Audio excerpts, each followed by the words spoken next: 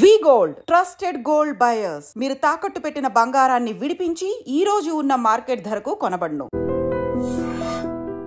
ఈ మధ్య కాలంలో విమానాలు కావచ్చు లేకపోతే విమానాశ్రయాల్లో జరుగుతున్న ఇన్సిడెంట్స్ చాలా అంటే చాలా ఎక్కువగా జరుగుతున్నాయి. దట్టు అమెరికాలో జస్ట్ ఒక 2-3 వీక్స్ నుంచి కూడా ఎన్ని విమాన ప్రమాదాలు జరిగినాయి అంటే ఒక 4-5 ఇన్సిడెంట్స్ వరుసబెట్టి. ఫస్ట్ ఏమో పూర్తిగా ఒక హెలికాప్టర్ అండ్ ఇంకొక విమానం ఒక నదిలో 2 క్రాష్ అవ్వడం, నదిలో పడిపోవడం, మొత్తం అందులో ఉన్నటువంటి ఒక 60 నుంచి 65 మంది పూర్తిగా అందరూ చనిపోయిన పరిస్థితి. ఆ తర్వాత నెక్స్ట్ ఇంకొకటి ఒక షాపింగ్ మాల్ మీద విమానం కూలిపోయింది, అందులో కూడా ఆల్మోస్ట్ అందరు చనిపోయిన పరిస్థితి. ఇట్లా వరుసబెట్టి ఏదో ఒక చోట విమాన ప్రమాదాలు అయితే జరుగుతున్నాయి.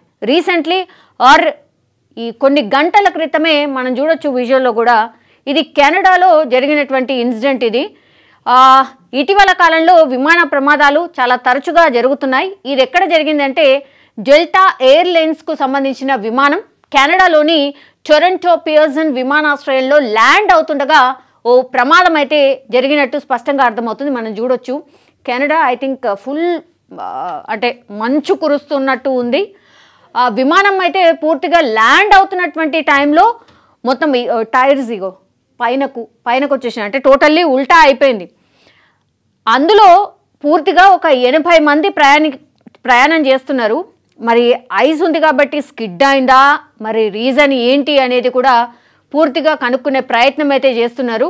బట్ అక్కడనైతే ఫుల్ చలి వాతావరణం. జనరల్లీయే కెనడా కూల్గా ఉంటుంది. సో అట్లాంటి టైంలో మరి ఏం జరిగింది, టెక్నికల్ ఇష్యూ ఏమన్నా వచ్చిందా లేకపోతే ఇంకేమైనా జరిగిందా తెలియదు, కానీ పెద్ద ప్రమాదం అయితే తప్పింది. 80 మంది ప్రయాణికులు ఉన్నారు ఆ విమానంలో. పాపం వాళ్ళు అతి కష్టం మీద బయటకు వచ్చిండ్రు. ఇది ఎమర్జెన్సీ ఎగ్జిట్. అక్కడి నుంచి బయటకి ఎట్లా వస్తున్నారో మనం చూడొచ్చు. అండ్ పూర్తిగా రెస్క్యూ ఆపరేషన్ని కూడా మనం స్పష్టంగా చూడొచ్చు. అక్కడ పూర్తిగా అంటే మంటలు అంటుకోకుండా ఉండడానికని పూర్తిగా స్ప్రే చేస్తున్న పరిస్థితి. అండ్ వీళ్ళందరూ కూడా ప్రయాణికులే.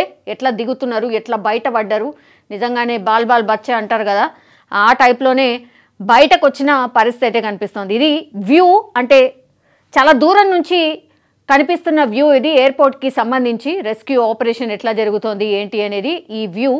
బట్ ఇంతకుముందు మనం చూసిన విజువల్ పూర్తిగా విమానం ఉల్టా అయిపోయిన తర్వాత ప్రయాణికులు ఎట్లా బయటపడ్డారు అనేది కూడా మనం చూస్తున్న పరిస్థితి. సో గాయపడ్డారు చాలామంది డెఫినెట్లీ. అంటే మొత్తం విమానమే ఉల్టా అయింది అని అంటే గాయాలు కాకుండా ఎందుకుంటుంది. సో 18 మంది అయితే గాయపడ్డారు అండ్ 80 మంది ప్రయాణిస్తున్నారు. ఆ టైంలో ఒక చిన్నారి కొంత ఇబ్బంది పడ్డట్టుగా మనకున్నటువంటి ఇన్ఫర్మేషన్. అండ్ వాళ్ళని హుటాహుటిన హాస్పిటల్కి కూడా తరలించారు. 3 పరిస్థితి ప్రస్తుతం అయితే క్రిటికల్గా ఉన్నట్టుగా చెప్తున్నారు. బలమైన గాలులే దీనికి కారణమని ప్రాథమికంగా ఒక అంచనాకైతే వచ్చిన పరిస్థితి.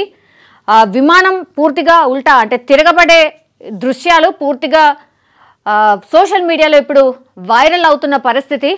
అండ్ ఆ విజువల్ చూసిన వాళ్ళు కూడా చాలామంది షాక్కి గురైనరు. ఎందుకంటే ఎంతోమంది చాలా జనరల్ అయిపోయింది విమానాల్లో ప్రయాణం చేయడం. అండ్ దట్టు అక్కడ ఎస్పెషల్లీ అమెరికా అండ్ ఇట్లాంటి కెనడా లాంటి ప్లేసెస్లో వైఫ్ ఎక్కడో జాబ్ చేస్తుంది, హస్బెండ్ ఇంకో చోట జాబ్ చేస్తూ ఉంటారు. వీకెండ్స్ ఆర్ హాలిడేస్ వచ్చినప్పుడు చాలామంది చాలా యూజువల్లీ జర్నీ చేస్తూ ఉంటారు. సో ఇట్లాంటి విమాన ప్రమాదాలు చూసినప్పుడు మాత్రం చాలా అంటే చాలా భయం వేస్తుంది ఎవరికైనా సరే. బట్ ఇక్కడ ఏంది అని అంటే ప్రాణాలైతే ఎవరికి కూడా ప్రాణ నష్టం అయితే ఇప్పటి వరకు అయితే జరగలేదు.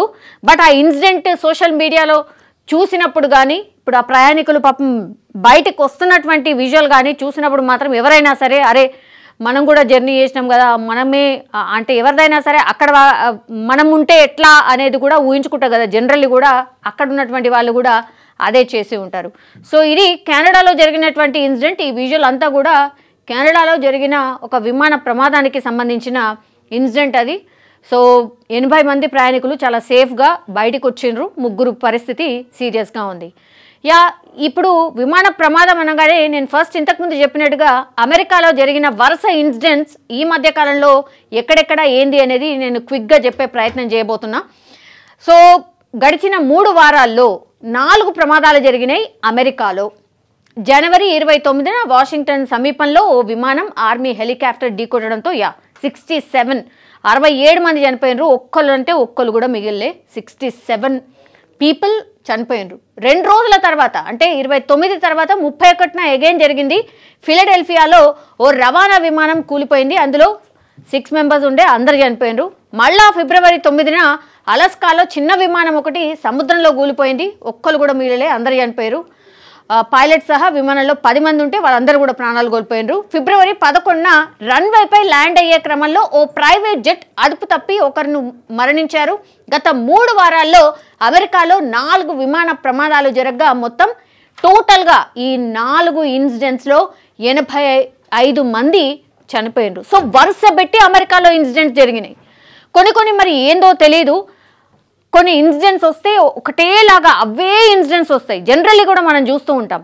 సో ఇట్లనే అమెరికాలో కూడా జరిగింది అనుకున్నటువంటి టైంలోనే ఈరోజు కెనడాలో జరిగింది. మరి ఏమైంది, ఇట్లా విమాన ప్రమాదాలు ఎందుకు జరుగుతున్నాయి, వరుసపెట్టి ఎందుకు జరుగుతున్నాయి అనే చర్చ పెద్ద ఎత్తున నడుస్తుంది. ఈరోజు కూడా శంషాబాద్ విమానాశ్రయంలో కూడా ఇట్లనే కొంత టెక్నికల్ ఇష్యూ వచ్చింది. ల్యాండ్ అయ్యే క్రమంలో కొంత రన్వే మీద ల్యాండ్ అయ్యే క్రమంలో కూడా కొంత ఇబ్బంది అయింది.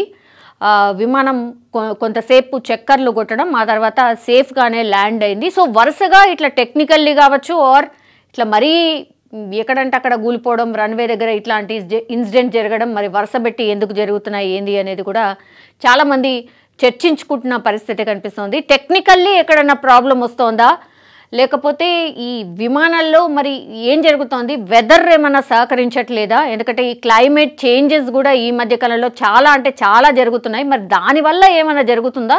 ఇట్లా different opinions or different doubts అయితే అందరికి వస్తున్న పరిస్థితి అయితే కనిపిస్తోంది. But safe. కెనడాలో ఈరోజు అయితే ఒక విమానం మొత్తం ఉల్టా పల్టా అయిపోయినా సరే ఎవరైతే చనిపోలేదు, ప్రాణ నష్టం ఎక్కడ జరగలేదు. 80 మంది ఇందులో ప్రయాణం చేస్తున్నారు. అందరూ సేఫ్. ఒక 3 పరిస్థితి కొంత క్రిటికల్గా ఉంది అని మాత్రమే చెప్తున్నారు.